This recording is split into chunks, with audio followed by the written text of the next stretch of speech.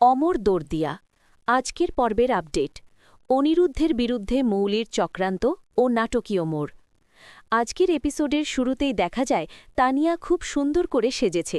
অনিরুদ্ধর পিসি অর্থাৎ অন্তরা এবং আর্যর প্রশংসায় বাড়ি যখন উৎসবমুখর, তখনই নেপথ্যে শুরু হয় মৌলির পরিকল্পনা। মৌলির নির্দেশে বিদ্যুৎ ইভেন্ট ম্যানেজমেন্টের ছদ্মবেশে অনিরুদ্ধর বাড়িতে ঢুকে পড়ে এবং সাজানো বেলুনের ভেতর অনিরুদ্ধ ও মৌলির কিছু ঘনিষ্ঠ মুহূর্তের ভুয়ো ছবি লুকিয়ে রাখে। ছবি ফাঁসের কলঙ্ক ও সাংবাদিকদের হানা। রুম ডেকোরেশন শেষ হওয়ার পর অনিরুদ্ধ সেখানে এলে তানিয়া ও বাণী তাকে শুভেচ্ছা জানায়, কিন্তু মুহূর্তের মধ্যেই আনন্দ বিষাদে পরিণত হয় যখন সেই নির্দিষ্ট বেলুনটি ফেটে যায় এবং অনিরুদ্ধ মৌলির ছবিগুলো সবার সামনে ছড়িয়ে পড়ে। পরিকল্পনা মাফিক মৌলি ঠিক সেই সময়েই একদল সাংবাদিক নিয়ে অনিরুদ্ধর বাড়িতে হাজির হয়। সাংবাদিকরা অনিরুদ্ধকে নানা অপ্রীতিকর প্রশ্ন করে হেনস্থা করতে থাকে। পাড়ার প্রতিবেশীরাও এসে অনিরুদ্ধের চরিত্র নিয়ে কথা বলতে শুরু করে।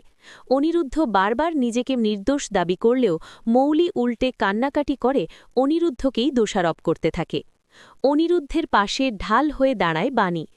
বিপদের এই মুহূর্তে অনিরুদ্ধের সবথেকে বড় শক্তি হয়ে দাঁড়ায় বাণী। পাড়ার লোক যখন বাণীকে প্রশ্ন করে সে তার স্বামীকে বিশ্বাস করে কিনা, বাণী দৃঢ় কণ্ঠে জানায় সে অনিরুদ্ধকে বিশ্বাস করে। বাণী যুক্তি দিয়ে সবার সামনে প্রমাণ করে। অনিরুদ্ধের হাতের চোট প্রমাণ করে সে সেদিন মৌলিকে বাঁচাতে গিয়েছিল।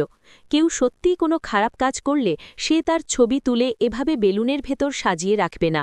পুরো বিষয়টি একটি সাজানো নাটক ছাড়া আর কিছুই নয়। বাণীর বুদ্ধির কাছে মৌলি ঘাবড়ে যায় এবং অনিরুদ্ধ অপমান করে মৌলি ও সাংবাদিকদের বাড়ি থেকে বের করে দেয়। তবে পাড়ার লোক অনিরুদ্ধকে নির্দোষ প্রমাণ করার জন্য 2 দিনের সময় দিয়ে যায়। রায়বাড়িতে অশান্তি ও নকুলের হুঁশিয়ারি। অন্যদিকে রায়বাড়িতে মৌলি নিজের বদনামের খবর দেখিয়ে সবাইকে প্রভাবিত করার চেষ্টা করে। শিবনাথ ও পিনাকি রায় রেগে গেলেও ঈশানী স্পষ্ট জানিয়ে দেয় সে অনিরুদ্ধকে ছোটবেলা থেকে চেনে এবং মৌলির এই নাটক সে বিশ্বাস করে না। এপিসোডের শেষে দেখা যায় নকুল রায়বাড়িতে হাজির হয়ে মৌলিকের চরম হুমকি দেয়। সে জানায় সে বেঁচে থাকতে মৌলিক কখনোই অনিরুদ্ধ ও বাণীর সংসার ভাঙতে পারবে না। এমনকি শিবনাথ রায়ের সামনে মৌলির আসল পরিচয় ফাঁস করার চেষ্টা করলে নয়নতারা তাকে জোর করে বের করে দেয়। তবে যাওয়ার আগে নকুল শিবনাথকে সতর্ক করে দিয়ে যায় যে খুব শীঘ্রই তিনি নিজের হাতেই মৌলিকে বাড়ি থেকে বের করবেন। এরপর কি হতে চলেছে?